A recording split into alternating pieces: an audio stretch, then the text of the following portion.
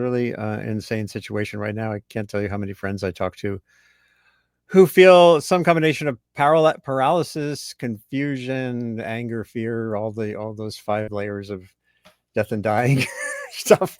And this is Andy Revkin, and this is a pop-up version of my Sustain What conversation series with Randy Olson, who is someone I migrate to when I'm facing communication confusion and other situations, because Randy, he started out as a marine biologist and then went into filmmaking, and now he's mostly consulting and coaching around how to communicate effectively whatever your passion project or your goal or your problem is. And the problem right now for many people in and outside of government, in and outside of sustainability, is Trump and Musk have kind of taken every microphone, and flooded the zone with a continual barrage of actions against agencies. And there's plenty to talk about related to agency reform. USAID, you pick your target, there's always something to work on. But this approach is freaking out people. It's dangerous in terms of shutting down programs that are literally will determine someone's life or death in Sudan in the coming days, because staff have been pulled out. And Randy, I just want to get into this a little bit with you because you have a good way of distilling both the challenge and the opportunities, although this particular scenario seems quite something. And I wanted to start, we're going to get into your books and so much more, but I wanted to start by playing for you something Ezra Klein did the other day on his show. He migrates back to 2019, and the introduction is just, it says it all. Hopefully the audio will work here. Weeks of a second Trump administration. Go back and listen to what Steve Bannon told PBS's Frontline in 2019. The opposition party is the media. And the media can only, because they're dumb and they're lazy, they can only focus on one thing at a time. All we have to do is flood the zone. Every day we hit them with 3 things. They'll bite on one and we'll get all of our stuff done. Bang, bang, bang. These guys will never be able to recover. But we got to start with muzzle velocity. So it's got to start, it's got to hammer, it's got to muzzle velocity. Muzzle velocity. So there you go. Flood the zone. Sorry, let me shut up, Ezra. So, this is 2019. And the difference between 2019 and now is that 2019, they were flooding the zone with rhetoric, meaning, and now it's policy, it's executive orders and the like. So just take me on where you're at. Where's your gut right now? And then we're going to get into your methodologies and how people can think about communication in this polluted environment. Well, the first thing, this is maybe jumping ahead for half a moment, but they just announced the new head of the Democratic National Committee or whatever it is, DNC. If I were that guy, I would pass an immediate rule that every politician, every pundit, every person has to begin all statements with the simple phrase of, in a world of too much information. Now, this is all my perspective, and I may be completely cuckoo and off my rails or whatever, but this has been the journey of my life. Is I was brought into a world that didn't have too much information. People actually thought they could master fields and topics and things like that, and there was a lot of peace of mind in the 1960s and 70s.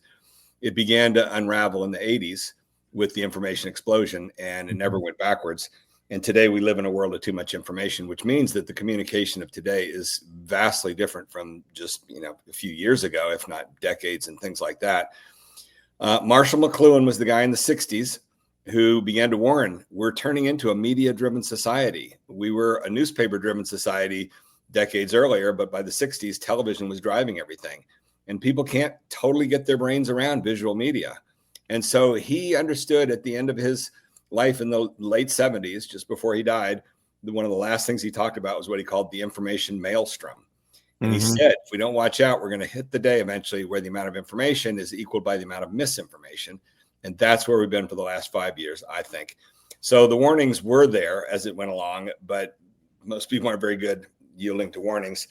And where we are now is a few simple questions I think to ask us. First off, are you willing to concede that Trump has won this thing for the past 10 years? He's really dominated the communications game, because in the beginning, all the Democrats could think to do was to ridicule the guy when he came out with his simple little slogan, "Make America Great Again," and his red hat. Go back and look at the articles 2014. Now, for me, I was aware of Marshall McLuhan. I had read Neil Postman's book in the mid-'80s, Amusing Ourselves to Death. I'd read David Halberstam's brilliant book, The Powers That Be, that told about that transition into media-driven society. And almost the subtext of the Neil Postman book was, you'd better watch out if anybody ever emerges into the political system who really has a mastery of media. And the first warning sign was Ronald Reagan. Where did he come from? He came out of the media world. He understood it. He was non-intellectual. He ridiculed intellectuals, ridiculed the cerebral side of things, and he dominated this country for a decade. There was your first big warning sign. And then as soon as Trump began to emerge was right when I was finishing my book, Houston, We Have a Narrative. And I developed these couple of simple metrics, just looking at a few of the narrative indicators, and began to see that Trump was double his values for his metrics over Hillary. And at that point, I started writing editorials and couldn't get them published anywhere because, that's a whole side topic. But the one guy I did partner with for a little while was James Carville. He understood it. When I sent him, managed to get a friend to get him a letter with these metrics, and saw that, look, the metrics are double for Trump from Hillary and all these other people. And none of it surprised me. The morning after he was elected, I was on my buddy Park Howell's podcast talking, and he said, "You're the one guy I heard for the past year that was warning this guy's going to win this election." And I ended up in a group email with 3 prominent climate scientists, one of whom bet me $100 that there was no way that Trump could win. And I said, "I'll take that bet." And sadly, won it. So you got to concede that the guy has known what he's doing. And then the next question is, what is it that he's known? He's known about the power and importance of simplicity in a world of too much information. That's what it comes down to. Right. There are books. Richard Lanham's book on the economics of attention lays it out pretty clearly. When you take a system and you shift it to so much information, you're going to shift from substance to style. And people can't process the substance anymore, and they're just looking for elements of style. And that's exactly what Trump has understood. And he's gone with a very simple slogan. And you can go on and on about that slogan, "Make America Great Again." It comes right out. There you go. Yeah, Lanham's book is a brilliant book. Now, you want to know something? I had lunch with the guy just before, because I quoted a bunch in my first book and talked to him about it. And I said, "Why is this not a bestseller?" You want to know what he said? One word. He didn't say the word, but I can tell you the word. The word is silos. He was a literature professor who wrote this brilliant book for communication, but he said he couldn't get anybody in the world, academic world of communications, to review it, to talk about it, blah, blah, blah, blah. You're not part of our club. Welcome to a world of too much information where everybody's so siloed they can't talk across different disciplines. And to this day, look at the subtitle, "Style and Substance in the Age of Information." The subtitle of my first book was "Talking Substance in an Age of Style." That is still the challenge. We're in a world of too much information. And that's what these guys have taken advantage of. They've known it. And look at Bannon. Where did he come from? He went and did a bunch of film stuff. He came out of the media world to some extent. Right. You might want to ask the question of exactly who is winning. I mean, Trump's clearly winning. I don't know that Bannon has won. I don't know that he's quite got the complete mastery of it, but he's got his finger on a bunch of these dynamics, and he's absolutely right. He understands this stuff, and it's about the visceral level. And that's what I learned in my journey. Is I've had 2 careers. First one was very cerebral. I was a marine biologist, professor, yada, yada, yada. And then at age 38, got interested in communication and left that career, went to film school. And the first thing I was slapped in the face with is, you are a very cerebral person. Film is a visceral medium. Right. Visual media is visceral. And that is the challenge. And once you start to absorb that, then you start to look at this academic world and you see how utterly flummoxed they are by it. They do not at any sort of intuitive level understand how this society works. Right. Okay. So then towards that, trying to figure out what can be done about it. As Bannon talks about there, the term that just in the last 2 or 3 weeks has started to be talked about is flooding the zone. Side note, I think it'd be really appropriate if a lot of the Democrats use the term blitzkrieg, because I've been studying a little bit about World War II lately. And the Germans developed it and they tested it out during the Spanish Civil War, Blitzkrieg. And they really, I think there's deeper origins to it as well. Maybe some of the Asian arts of war and things like that. But regardless, Blitzkrieg is really the right term, because it connects with that whole mindset. And so it is this idea of flooding the zone. And then, the on a separate plane, the term that I've been interested in trying to get promoted more highly is the Gish Gallop from Jeannie Scott. And when I made my movie Flock of Dodos 20 years ago now, I was filming it, Jeannie had just coined this term, the Gish Gallop. And there's a Wikipedia page for it now, so you really can read up on it. It's really nice. And what that was in reference to was the creationist Duane Gish, who had managed to hoodwink evolutionists into getting up on a stage and, quote, debating him. And once they got going, there you go. He would do the Gish Gallop. And you see down there, American creationist Duane Gish. And I hadn't absorbed that it came from the creationist moment. Oh, yeah. And it's just a shame. I wish somebody powerful at the New York Times, maybe Ezra Klein or somebody like that, would give a boost to this term. It is important that you get the right terms out there to be talked about. And the right terms are not all this psychology, gobbly-goobly, blabbity-blab of cognitive biases and gaslighting and all of these other terms that come out of the world of psychology that are cerebral. They're not useful. You don't hear the Republicans citing that stuff all the time. They are very practical and pragmatic. And so what's kind of the secret to their success at the moment, and what's the only way to combat it? It all just keeps coming down to this one number, and that one number is 1, because that's what's at the core of narrative, is the singular. Narrative is at its most powerful when it's at the singular. One of the key principles I learned from the acting classes I took that we use endlessly in our narrative training now is the power of storytelling rests in the specifics. And there's nothing more powerful than the story of the one individual doing these one things. You can see it endlessly in the dynamics of movies and things of that sort. So here's 3 different works that totally understand that. And for anybody who's interested in this stuff, and it's very relevant to what's going on right now. And the first thing to say is that there should not be any expiration date applied to knowledge. And that's the sad thing, I think, that happens a lot with the Democratic Party, is a tendency to say, well, that was, something that's old school. That was 5 years ago, 10 years ago, 20 seconds. Knowledge doesn't have expiration dates. Really smart, important things that get done need to be talked about and kept in the picture. So here's the first one. 2009, Nicholas Kristof, I think 2-time Pulitzer Prize winner for the New York Times, wrote this very simple, brilliant article that we've used endlessly in our training. We keep bringing it back. And it's in, of all crazy places, Outside Magazine. I always tell everybody, all you got to do is search Nicholas Kristof Outside Magazine. It's the first thing that'll pop up. Mm-hmm. And the title of it is what, Andy? Nick Kristof's advice for saving the world. There you go. Can you read the subtitle of it? What would happen if aid organizations and other philanthropists embraced the dark arts of marketing spin and psychological persuasion used on Madison Avenue? We'd save millions more lives. Perfect segue to the second book that I want to cite here, which is from the business world. Mm-hmm. 2012, Gary Keller and Jay Papasan published this book called The One Thing, the surprisingly simple truth behind extraordinary results. Now, the most important thing I think about this book is what you're looking at right there, the title. I've never really read that much of it. They all through the book, they capitalize the one thing over and over again. They just beat you over the head with the one thing, which is great. But, you really don't need to go much more than the title. But to their credit, exactly. And what they open it with is a clip that we use all the time in the narrative training, which is a clip from the movie City Slickers from the 1990s. And Billy Crystal and Jack Palance are out riding horses and talking insights into life wisdom.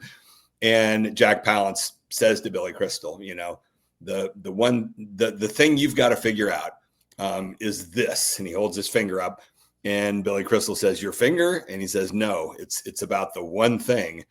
And then Billy Crystal says, well, what is the one thing? And Jack Palance says, that's what you got to figure out. And that's the little anecdote that they open their book with, the One Thing book, talking about that. And it's more than just cute. It's exactly how it works. It's about the one thing. And it's about finding the singular narrative. This is what we do with the ABT model, the and but therefore model. It all begins by figuring out what is your problem and what's the one main thing that you're really focused on, because people, they can't, God, you see these intellectual discussions sometimes, and one academic or another will finally say, I'd like to think that people can keep two thoughts in their head at once. They can't. They physiologically can't. I mean, they can do a half job of it. It's like multitasking, it's been shown to be that it just doesn't really work. You're just doing a whole bunch of things half-baked. Maybe there's a few geniuses who are exceptional and can pull it off, but in general, you really need to get the focus. So that's what it's about. So just before you go forward, the one thing that's kind of ingenious, I guess is a word you could use, about Trump and Musk right now, is not only is their messaging the one thing, but they're acting across a spectrum of things. So they're messaging one thing, but they're using that framing to go at the U.S. Agency for International Development for basically this whole array of actions. And I don't know, if just stepping back from the overarching points you're making, if there's some bit of advice, like if for someone thinking about U.S. Agency for International Development, which has had problems, what would be the one thing that you would want to convey right now related to having it all be paralyzed and actually physically right now, everyone's being ordered home from Sudan and India and et cetera. So, again, I'm a simpleton, so take everything I say with a grain of salt. But it is as simple as this. You need to they've got the one voice, right. That guy, the head of the party. And by the way, before the pandemic, he had greater than 90% followership among the Republican politicians, levels that have never seen the Democratic Party prides itself traditionally on how scattered it is with its voices. And by the way, it's not about diversity. Diversity is a singular thing. You can have a party that's characterized by diversity. You just got to make it a singular goal. And it's not as simple, and inclusion is not as simple as letting everybody talk all at once. But I think a lot of people don't get it to that sort of depth. There is a long-standing characteristic for the Democratic Party, the famous quote from Will Rogers, "I would never be a member of an organized party. I'm a Democrat." That's important to keep in mind. That was a century ago, basically. I think he said that. So it's a long-term tradition. There's some deeply systemic things that cause it. But that said, it's at crisis levels now where somebody's got to figure this thing out. And so the answer is there's got to be a singular voice to answer this singular voice, from the Republicans. Every time one of these things comes up with USAID or whatever, there needs to be the singular voice that all the media turn to. Just how complicated can this be? How simple can it be?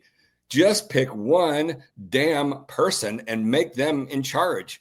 And I don't know that it's going to be this DNC head guy. I saw him a couple of days and I didn't find him all that impressive. The guy I'm impressed with right now is Ezra Levin with his indivisibility thing. Maybe that's the chosen voice that's meant to emerge right now. If that's the case, everybody get together and give the one microphone to the one guy so that we know who to turn to, and give him an advisory team or something that he consults with that helps him come up with the right one thing that he's saying, so he's not spinning out of control as a single individual. But it's just that one spokesperson. 15 years ago, I went to this event in DC that was a big climate thing of 60 great thinkers. And that day, one point, a woman stood up and said, today, inside the Beltway, there are at least 20 different environmental groups communicating about global warming, and every one of them has their own different way, and none of them are collaborating. There you go. Welcome to the left. And it was a good source of humor back when the left was still managing to succeed a little bit. But now it's spun out of control and it's out of whack, and there's nothing humorous about it anymore. And I don't see any other solution until you get that singular voice answering the dominant voice. And by the way, how much of it is the person and how much of it is the message also? Oh, who the hell knows? It just begins by the one voice. Until then, so long as you've got, here's a smorgasbord of 18 different people that are going to respond to this thing, you figure out. You're just playing into the world of too much information. I don't know. The one place they kind of figured that over the years is the rebuttal to the State of the Union thing, where they usually have one person, except that they don't, every time they do that, it's a different person. So you just don't know who to turn to. Yeah. And you can't have leadership when it's that confused. That's kind of the bottom line. So, those are the first two things. And then the third thing I want to mention here, and then I'm pretty much done. I think I've hit all the main points I want to say for you. But the third thing is, so in 2016, I spent about 3 or 4 months trying to work with James Carville and some of his people, trying to get the Hillary Clinton campaign to listen a little bit to the things I had to say about this narrative model that we've developed now for 15 years. This tripartite model of the ABT, the and, but, therefore structure, which is just continues to solidify. You were there today with our discussion group of 25 people. Yeah. Was that fun?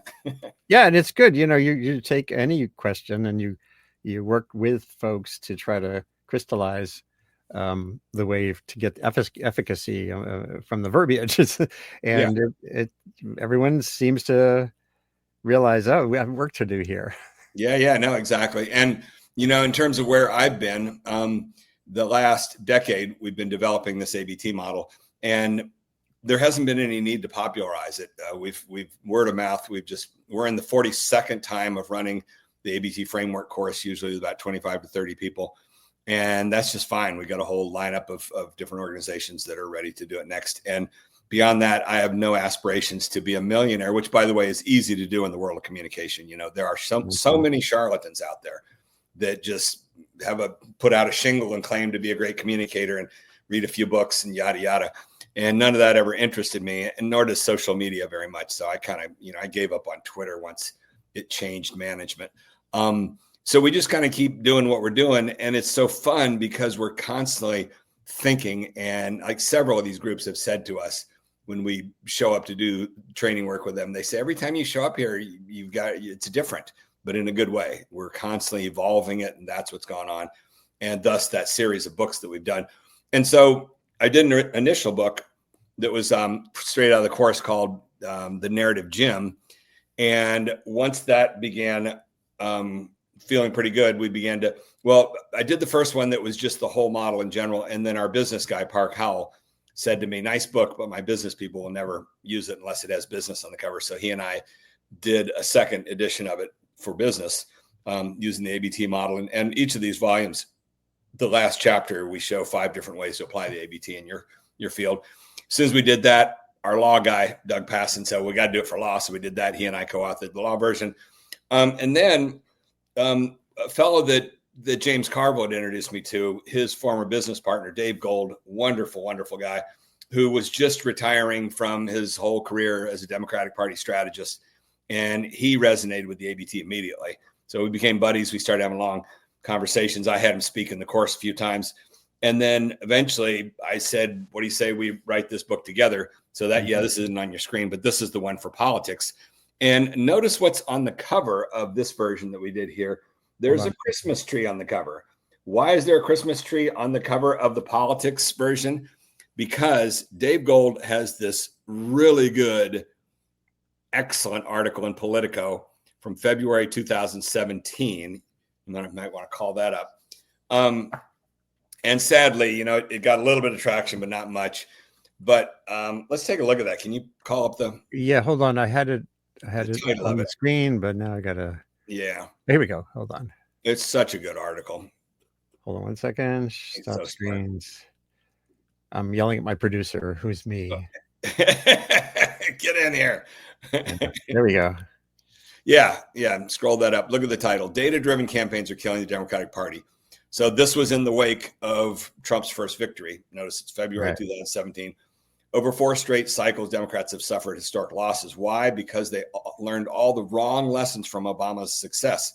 And what he's talking about there was that they thought that Obama succeeded because he mastered all the metrics and polling data and the internet and all those sorts of things, all these analytical elements.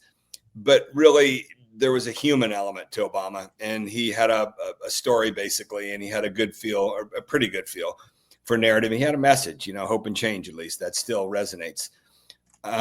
That's kind of crucial. And then what Dave was pointing out here was the Hillary Clinton campaign never had a message. I mean, that's the sad thing. They never really did. They left nothing behind as a result of it. If the party had run Bernie Sanders that year, he probably would have lost, but there at least would have been a message left behind, which is eat the rich. And he's still, there you go. Yes, he's still beating the drum on eat the rich.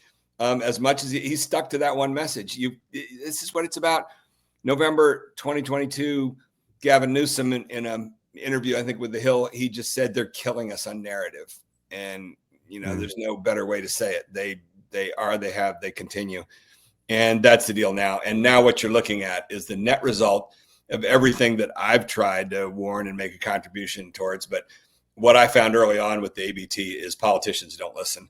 So there's at least a dozen different campaigns that I tried. I had friends, say, hey, this buddy of mine's running for this and that. They would really benefit to use the ABT and figure out what their core message is.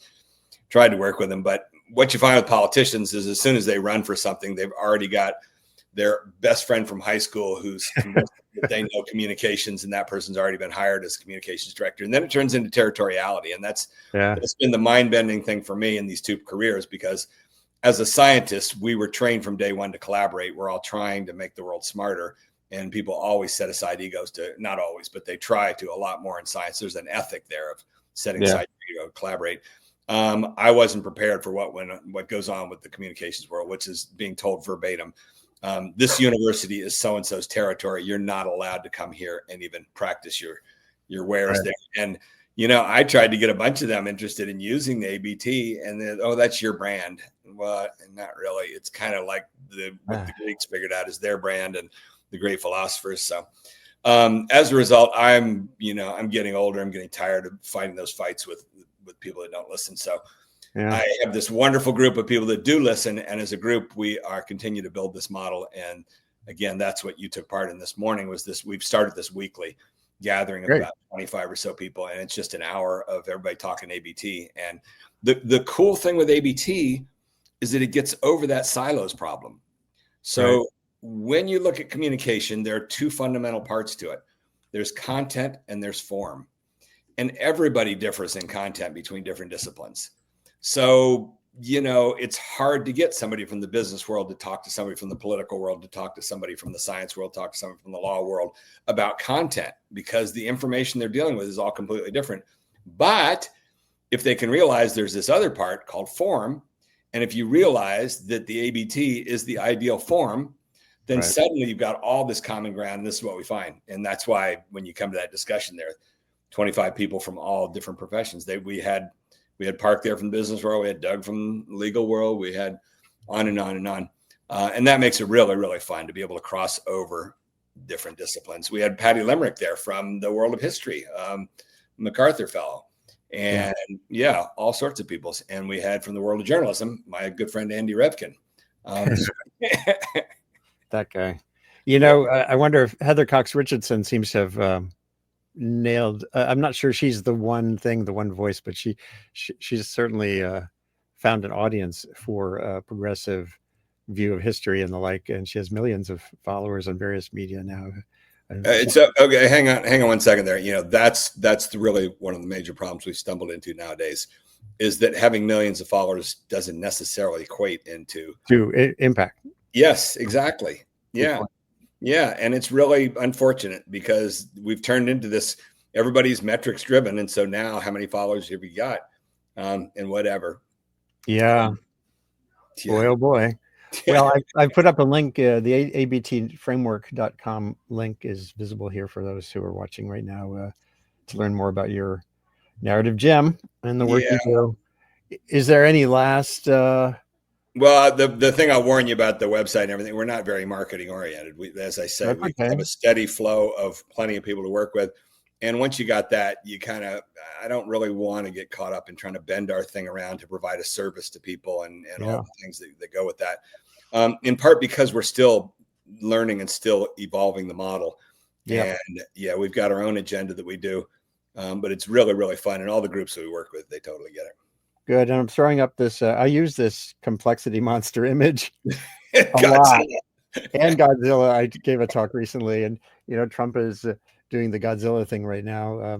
And with so much presidential power, there's lots out there about strategies for, there's actually a paper out that I'm going to have the authors on as soon as I can on the history of autocracies and U-turns that this kind of governance usually in the history since 1900 it has had these great reversals, that countries that have had an autocrat tend to turn around and become more democratic. Not all. Well, you know what? But I would contrast that with, I wish I would have saved it somewhere around January or February of 2017, right after Trump got elected. There was a really good editorial in the New York Times. And it was about similarly, when you look at the history of nations, virtually no nation has ever solved the problem of wealth inequality with anything other than violence. And rich people don't hand back the money. They don't hand back the power. It goes one direction. And I worry, whoever wrote that thing ought to do an updated version for right now, because it's the same time, basically. In fact, I wonder who wrote that. Yeah. It was January, February of 2017 in the New York Times. And it was just chilling. I remember reading that and thinking, really? And that's what they pretty confidently said. Wow. These things don't get resolved through negotiations. People grab onto money and power. They don't give it. And that's what we're seeing. It's really sad. Who was that the other day? Bill Maher had Jesse Eisenberg on his show, the actor. Mm-hmm. And he played Mark Zuckerberg, remember, in the social network. And at the end of his whole discussion, he was saying, I just wish that these super wealthy guys like Zuckerberg and Bezos and Elon Musk were giving their money to good causes, but there's no sign they're doing much of that at all. I mean, maybe they do enough to justify it or whatever, but it's not a major line that gets led with, like, look at how generous they are and how concerned they are about improving, the standard of living or whatever. It falls right in with that editorial. Once these people get this stuff, this money and the power, they're not giving it back. Yeah, I just did a conversation 2 days ago with someone working to get philanthropists, rich people, to how they can get more out of their money with sustainability issues in mind. But I did bring up this question about, a lot of the rich people who are in power don't seem interested in that.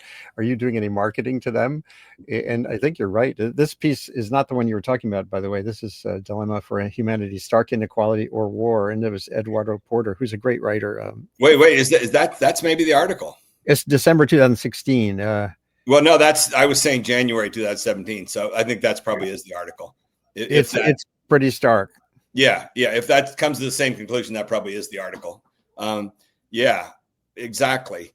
They don't give it back. Right. Yes. Inequality or total war. There you go. That is pretty stark. That is the article. Definitely. Thank you for tracking that down. Well, Jesus. Yeah, I know. Jesus. Yeah. What are we headed towards? Who's in charge? Where's the voice on the left? I think there's some decent folks, but I don't know. I just, I'd follow this indivisibility thing a little bit. And then Ezra Klein was on Rachel Maddow last night and listening to him, like, wow, that he's got it figured out. At least this idea of pick the one voice and get everybody together. There's power in unity. United we stand, divided we fall. There you go.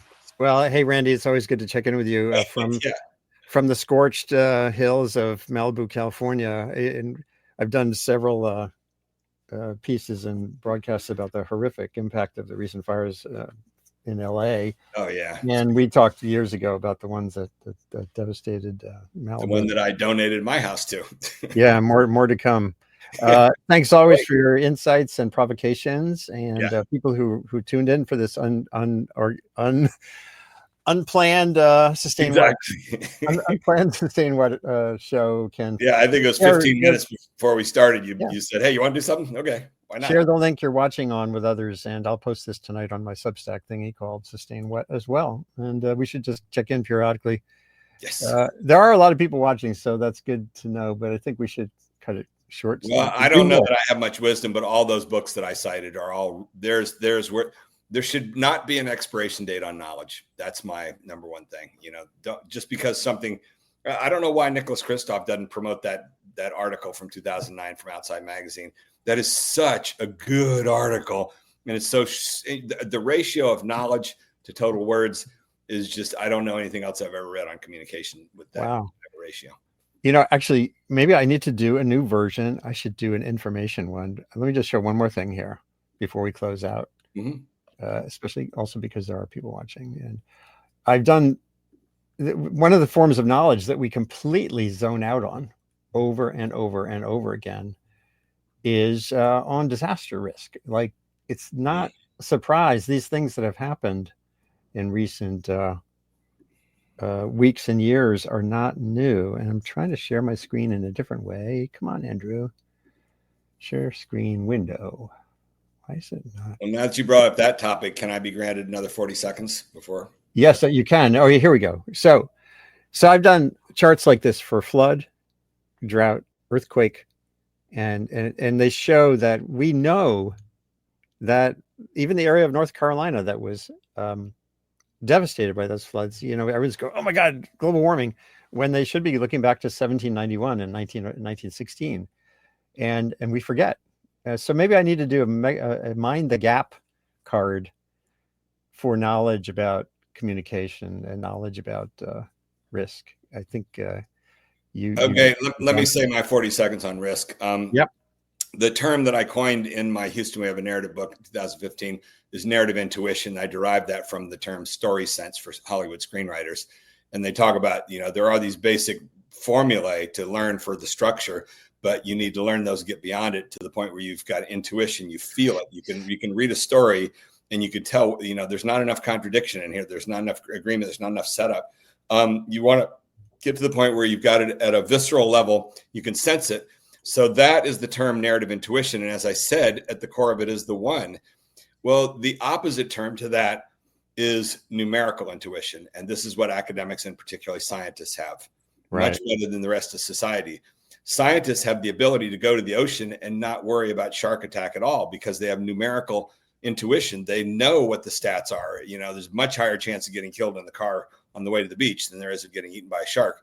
But the general public doesn't have that. They're driven by narrative intuition. They saw Jaws and they don't care about your stupid numbers. And the same thing with the vaccines and all of this stuff. There's your fundamental divide. Narrative intuition, the general public, and numerical intuition, these brains that are highly trained with quantitative approaches, and they can grasp the statistics and realize you don't need to be afraid of a shark attack. But until the two sides understand each other and respect that, it doesn't work to just sit there and call the public stupid because they're afraid of shark attacks. Absolutely. God, all my friends out here, I try and get them to go surfing with me, and I'm not getting that water. The shark's going to eat me up. There's no point trying to argue numbers with them. It's crazy. I would kind of be in that boat or in that on that board. There you go. And you still believe in Santa Claus. Right? No, I know. Well, this is, and there you are with your surfboard. I don't see any tooth marks on it either. No, not that one. Right. All right. That's also very, we should do a whole nother episode on that idea of these two forms of the fundamental divide. The more I've worked on this, it's how it's really hit me is numerical versus narrative intuition. That's your fundamental divide. And if only we could get the people in charge of public health to think in those terms. That's what I'm slowly working on. We're working a lot with public and global health groups, which is really, really fun. There you go. Narrative intuition. Yeah. So there's the phrase of one of the phrases of the day. And, here's to it. Yeah. And you know who has narrative intuition? Who dat? The most powerful man on the planet right now. You better believe it. Last point to make on that. He is not a good storyteller. People need to think that through. He could not give a damn about storytelling. He has no humanity side to him, but he knows narrative structure, which is basically setup, problem, solution. And he comes into a room and that's all he wants to talk about. What's the problem here? How are we going to solve it? And he doesn't care about the setup and what things mean. This is what's going on right now with how in the world can you think that the Palestinians want to give up their homeland? What's missing in a brain that doesn't grasp that fundamental part of the setup? And that's what he's so driven on problem solution that to him, I think it makes total sense. Oh, well, yes, that's just sentimentality. The idea that you're connected to your homeland and they'll get over that, move them somewhere. Right. Yeah. It's right. Gee, minis. Yeah, no, that's really fundamental because there's been a bunch of people who've written articles about Trump really understands storytelling. No, he doesn't. He's not a storyteller. Reagan did. Reagan was a storyteller. He understood that folksy humanities type of thing to weave in there, but you won't see any of that from Trump. But he does get narrative structure. And so it's very important to see the distinction between those two things. Yeah. Narrative structure, which is at the core of storytelling, but storytelling is so much more. Right. And yeah. That's really super important, and hopefully people will grasp onto some of these key ideas. Thanks again, Randy Olson. All right, always good to talk to Andy Revkin. Well, we have to stay sane, and having conversation amid all the complexity is very true. Process. Very, very true. Now, I will add to that, one of the fundamental rules in our narrative training is the verbal channel is so powerful. And, you want to really understand the world, you've got to talk a lot about it. You've got to try and explain things to friends, not get too long and too long-winded and boring, but sitting there quietly and just thinking you work it all out in your brain, you don't. There's got to be a social dynamic. Absolutely.